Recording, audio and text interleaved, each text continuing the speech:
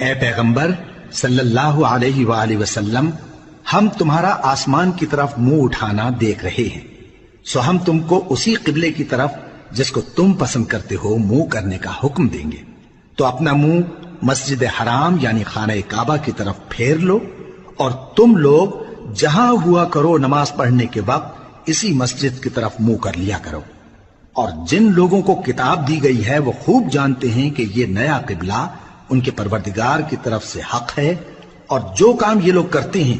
اللہ ان سے بے خبر نہیں۔ اور اگر تم ان اہل کتاب کے پاس تمام نشانیاں بھی لے کر آؤ تو بھی یہ تمہارے قبلے کی پیروی نہ کریں، اور تم بھی ان کے قبلے کی پیروی کرنے والے نہیں ہو، اور ان میں سے بھی بعض کے قبلے کے پیرو نہیں۔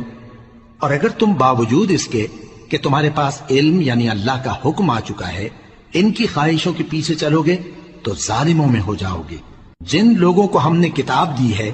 وہ ان پیغمبر آخر الزمان صلی اللہ علیہ وآلہ وسلم کو اس طرح پہچانتے ہیں جس طرح اپنے بیٹوں کو پہچانا کرتے ہیں،